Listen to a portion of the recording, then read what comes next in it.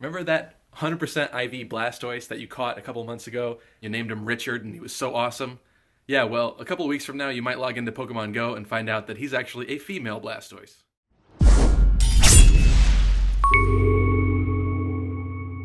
What's going on, guys? Stevie here with Lucky Crit. I'm sorry for the quality of this video. I'm still on vacation, so it's going to be a little bit rough because I'm not at home with all my equipment and everything.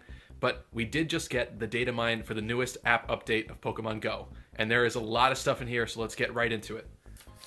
Right off the bat, we have genders. So Pokemon in Pokemon GO are going to have genders, just like all the other main series games that we've had before. You know, certain Pokemon don't have genders in those games, like Magnemite, you know, kind of the inanimate object Pokemon. But we will be getting genders, so remember that 100% IV Blastoise that you caught a couple months ago? You named him Richard and he was so awesome? Yeah, well, a couple of weeks from now you might log into Pokemon GO and find out that he's actually a female Blastoise. Huh? So, Pokemon will be getting genders. The code is in there behind the scenes. There's currently no code to display it in the UI to actually give it the little male and female symbol just yet, but Pokemon may already be registered as having a certain gender behind the scenes. We're not too sure about that just yet. Now, the second update for today is going to be shiny Pokemon. We talked about this a couple episodes ago. You can check that out up here. Basically, we did find code in the game that would give certain rare Pokemon a different skin and a different sound effect when you encounter them in the wild, kind of like how in the main series games it happens. Now there's even more code for that in the game, so now the Silph Road calls it abundantly clear it will be a mechanic. Currently there's no UI code that exists to handle them apart from the sound file and of course their different skin, but basically that's all shinies are anyway. The only thing is we got a little star next to them in the other main series Pokemon games, so maybe that's not a part of it just yet. So the third thing found in the Datamine is trainer customization. Now we already have this to a certain extent within the game, but a lot of people have always been asking for more customization, more hairstyles, remove the hat, things like that, and it looks like we're about to get it fairly soon. And some of them will even be in-app purchases or unlockable, which is interesting. There's new categories for these items, such as new, sale, purchasable, and unlockable. So it's a possibility that some might go on sale at some point maybe, or definitely I would imagine some will be shop-only items that you have to purchase with real money or Pokecoins. And some of them may even be unlockable, maybe based on game progress or something like that, which is really cool. So the fourth thing that we have going on in this Datamine so far has to do with the buddy system. So currently in the buddy system, Pokemon can either be on your shoulder, flying behind you, or kind of on the ground next to you. And now there's going to be a new classification called Baby. So this may very well be for Generation 2 Pokemon such as Magby, Elekid, Togepi, all of the quote-unquote baby Pokemon. And perhaps it's going to be us like cradling or holding the baby Pokemon. You know, we have no information about that just yet, but it is a new classification within the code of the game, so it will be something that we are getting relatively soon. For the fifth thing, we have new sponsor placeholders in the game. So before we had spatula, thermometer, and knife, which I think are just classifications for certain sponsorship deals that they have with certain companies that they'll probably just label generic names and then actually turn it into that sponsorship deal when the time comes. Now we've also got grill and smoker in there, so that may be evidence of plans for even more sponsorships or maybe just more placeholders that they want to make just in case for the future. For number 6, we have sightings and nearby tweaks.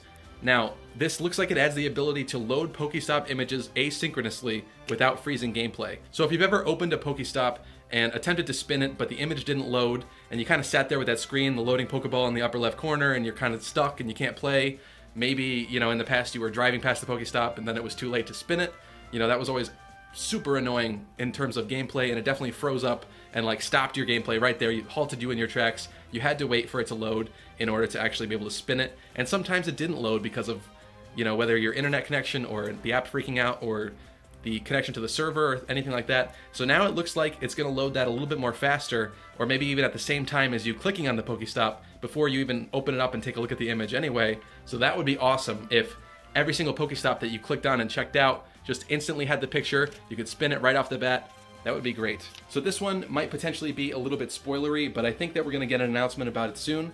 So this is going to be Pokemon costumes. So there's a whole slew of code that's been added into the game and built in such a way that there's going to be more than one category. The first category of Pokemon costumes is going to be holiday, which is interesting. So you might imagine maybe a Pikachu in a Santa costume or a Snorlax in a Santa costume or something like that. I could see there being funny Halloween costumes for certain Pokemon, and apparently they have their own collision physics when it comes to the costumes themselves. Now the way that I take that is is that the Pokemon getting hit in battles, so the costumes move with the Pokemon when they get hit, which means that costumes will appear in battles, and then potentially in gyms as well. So if you want to put that Snorlax with the Santa hat or Santa costume on at the top of the gym, I guess everybody would see it. That's pretty cool.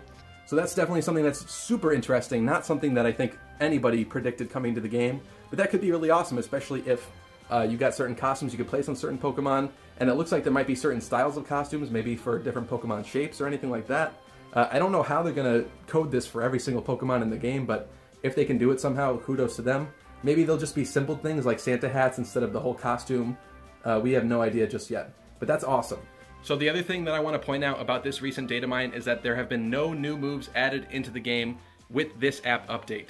Now, we were assuming that if we were going to get Generation 2, they were going to need a whole new set of moves, and it seems like at this point, maybe we're not going to get Generation 2 as soon as we thought, because otherwise they're going to have to reuse the old moves that Pokemon already have in Pokemon Go, which is going to be pretty lame because there's certain Pokemon that I think have their special moves, and I'd like to see those added into the game. I mean, imagine if we got Togepi with Metronome as like a charge ability, and it became a random charge ability from all the charge abilities in the game already. I think it'd be awesome. So it is possible that they could just release Generation 2 with the moves that we already have, but I think that's pretty lame, and I think that's probably not going to happen. So it seems like Generation 2 is not as close as we were thinking. As for the announcement next Monday, it seems like they will be talking about more new Pokemon.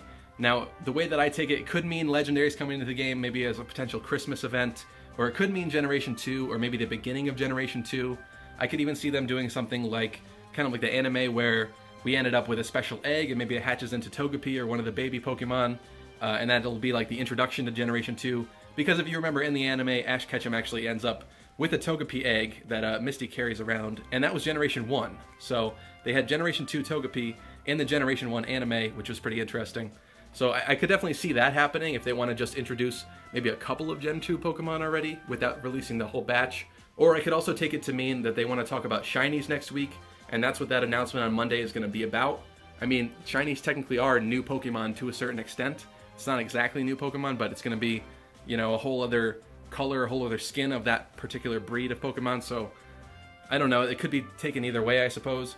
But it looks like this Starbucks event that's going to be happening tomorrow is not going to be any Generation 2 Pokemon at all. Maybe it'll just be lures on all the Starbucks locations, or I don't know, something like that. But definitely nothing as huge as we were thinking it was going to be, which is unfortunate. And the last note from the Silph Road on this update, which, by the way, thanks to the Silph Road, shout out to those guys. Those guys are amazing. No Pokemon sprites are in the game, which means that they took out all of the Generation 2 sprites that were in the game before, in preparation of, I guess, the fact that now they're saving all of these sprites and image data on the actual servers themselves. That's what we saw with one of the recent app updates where we started getting those orbs of light for Pokemon as they were kind of loading in. So the sprites for all the Generation 2 Pokemon that were added into the game recently have now been pulled out of the game, I guess because they're not doing that. And especially when it comes to costumes and stuff, it would be a lot of wasted space in the actual app itself for you to have genders and different sprites and different models for every single Pokemon. So I guess it makes more sense to do it this way, but that's just something else that I wanted to point out.